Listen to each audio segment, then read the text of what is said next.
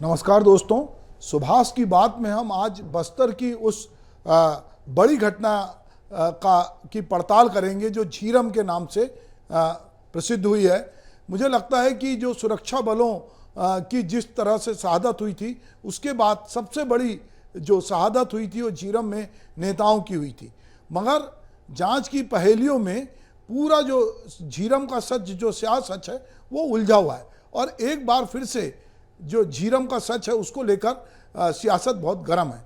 छत्तीसगढ़ में बहुचर्चित झीरम घाटी नक्सली हमले की जांच की रफ्तार कछुए की चाल से चल रही है, तो इसी मुद्दे पे राजनीति का घोड़ा सरपट दौड़ रहा है। यही वजह है कि घटना के एक दशक बाद भी जांच की आंच सही जगह नहीं पहुंच सकी है। हाँ, सियासत की चाल ने मामले को उलझाने और भटकाने का काम जरूर किया है। नेताओं की बयानबाजी और पलटवार ने 32 लोगों की मौत को भी मजाक बना के रख दिया है। इस मामले में चाहे एनआईए हो कि जांच हो या न्यायिक जांच हो या फिर पुलिस की जांच, सच सामना आना चाहिए। जो सब लोग चाहते हैं कि सच सामने आए। हमें यह नहीं भूलना चाहिए कि इस नक्सली वारदात में छत्तीसगढ़ के नेतृत्व को मौत के घाट उतार दिया। जो इस घटना की जांच के लिए जो दल बने, उन्हें उसको एक अलग तरह के चश्मे से नहीं, उसको प्रदेश की दिल की धड़कन को समझने की जरूरत है। इसे किसी रंग से नहीं देखना है, क्योंकि इतनी बड़ी घटना है। सुप्रीम कोर्ट के आदेश के बाद छत्तीसगढ़ की राजनीतिक फिजा में गर्मी आ गई है। इस फैसले का नेताओं के ने तो स्वागत किया और कहा है कि अब उन्हें उम्मीद है कि घटना के 10 साल बाद छत्तीसगढ़ की पुलिस के सामने जांच से सच्चाई सामने आएगी और इस घटना के षड्यंत्रकारियों को सजा हो सकेगी। भाजपा सच सामने नहीं आने दे रही है, उसे डर है कि वह बेनकाब हो जाएगी। वहीं भाजपा नेताओं ने इस पर तीखी प्रतिक्रिया दी है।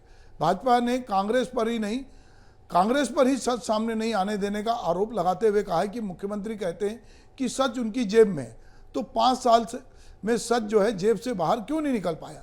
इसके साथ ही झीरम कांड के जो प्रत्यक्षदर्शी हैं वो कवासी लखमा के लिए कहते हैं कि वो तो सरकार में मंत्री हैं, भूपेश बघेल ने उन्हीं से पूछ लेते, वो जिसका नाम ले भूपेश बघेल उसे फांसी पे लटका दे। झीरम के पीड़ितों को 4 साल में क्या मिला? भाजपा ने कहा कि कांग्रेस बताए कि झीरम घटना के बाद अस्पताल में कवासी लखमा के साथ क्या मारपीट हुई थी या झापड़ किसने मारा था। गत दिनों झीरम घाटी मामले में सुप्रीम कोर्ट ने एनआईए की उस याचिका को खारिज कर दिया जिसमें एनआईए ने दावा किया था कि जांच का अधिकार केवल उसके पास है। एनआईए ने सुप्रीम कोर्ट के समक्ष यह दावा तब किया था जब हमले में मारे गए उदय मुदलियार के बेटे जितेंद्र मुदलियार द्वारा अचानक पुलिस में एक नया आवेदन देकर अपराध दर्ज करने की मांग 2018 में की गई। एफआईआर दर्ज की गई थी, तब सुप्रीम कोर्ट ने नई एफआईआर की जांच करने का आदेश पुलिस को दे दिया। सुप्रीम कोर्ट के आदेश से स्पष्ट है कि पुलिस को जितेंद्र मुदलियार की शिकायत पर दर्ज प्राथमिकी के मामले में जांच का अधिकार मिला है, ना कि पूरे झीरम घाटी के मामले की जांच का। यह अलग बात है कि भविष्य में सुप्रीम कोर्ट इस टिप्पणी को आधार बनाकर पुलिस पूरे झीरम घाटी वारदात की जांच का दबाव बना सकती है या उस पर दबाव बनाया जा सकता है। गौर है कि छत्तीसगढ़ के तत्कालीन दिग्गज नेता 25 मई 2013 को बस्तर में परिवर्तन रैली कर लौट रहे थे, तभी सुकमा जिले के झीरम घाटी के पास उनके काफिले पर नक्सलियों ने हमला कर दिया। इस बड़े नरसंहार में प्रदेश कांग्रेस के दिग्गज नेता और जवानों के साथ 32 लोगों की मौत हो गई। तत्कालीन केंद्र में जो है यूपीए की सरकार ने इस मामले की जांच एनआईए को सौंपी।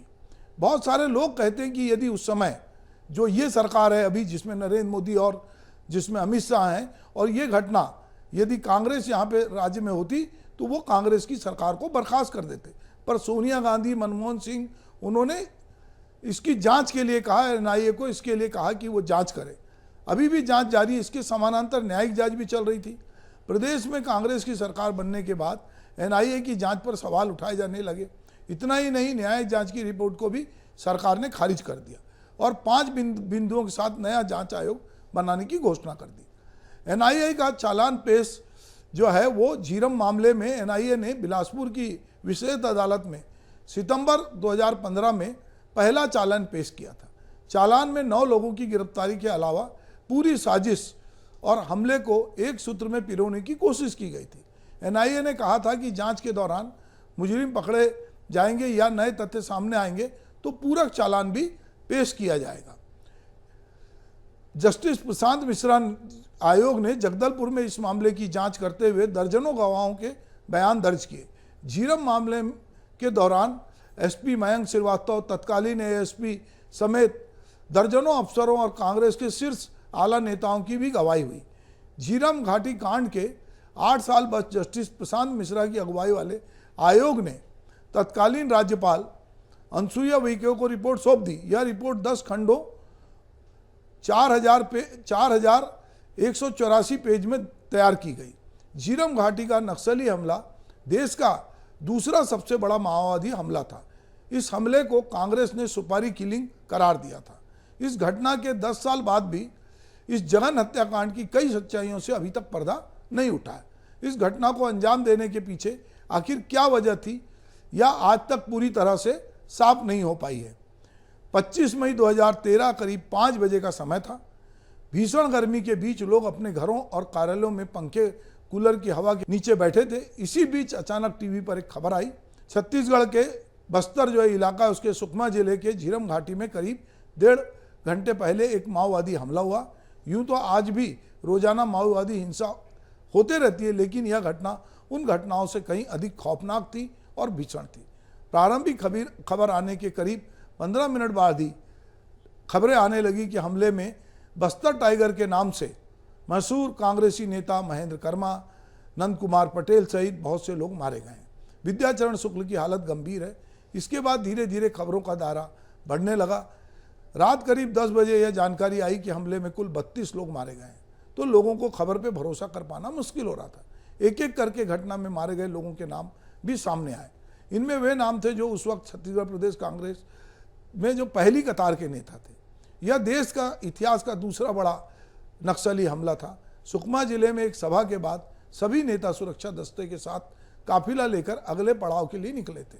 काफिले में सबसे आगे नंद कुमार पटेल, उनके बेटे दिनेश पटेल, कवासी लखमा जो कि अभी इस समय जो भूपेश बघेल की सरकार है उसमें आबकारी मंत्री भी हैं, और जिनको लेकर ये आज जो बयानबाजी हो रही कि मोटरसाइकिल कैसे चालू थी, उसको लेकर कौन भागा, ये बहुत सारी बातें हो रही हैं और नेता एक दूसरे पे आरोप प्रत्यारोप लगा रहे हैं।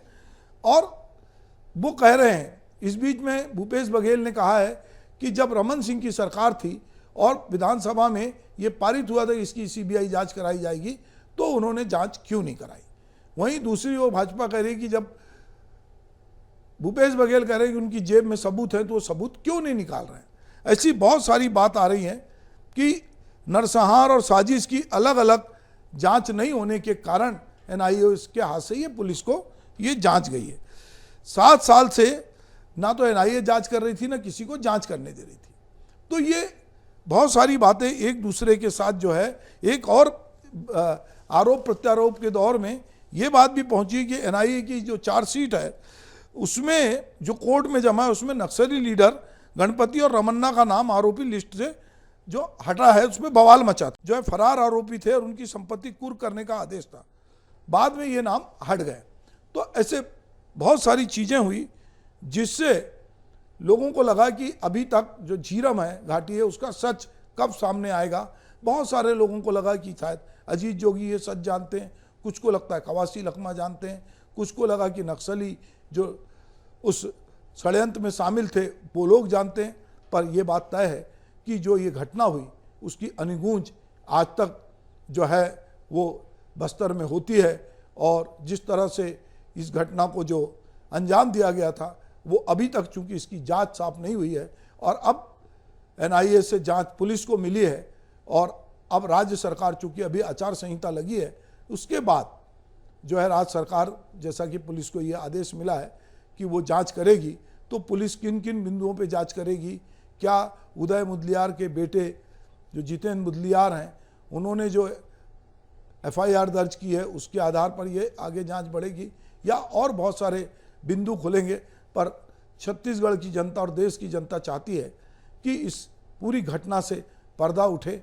अगर ये साजिश थी, ये षड्यंत्र था और अगर इसमें बहुत सारे लोग पीछे थे जो दिखाई नहीं देते, तो ये सच भी उजागर होना चाहिए, क्योंकि इस राज्य का जितना बड़ा नुकसान हुआ है नेतृत्व का और जितने लोग मारे गए हैं तो कहीं ना कहीं लोगों के मन में ये एक टीस है कि इतने बड़े कद्दावर नेता मारे गए, पर अभी तक ये जो सच है ये पूरी तरह से उजागर नहीं हुआ है।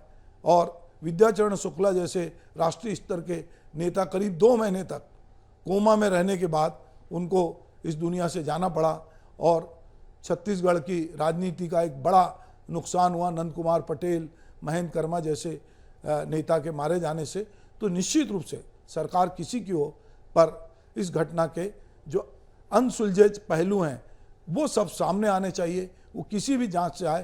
पर सुप्रीम कोर्ट के इस आदेश के बाद निश्चित रूप से छत्तीसगढ़ की राजनीति गरमाई हुई है। नमस्कार।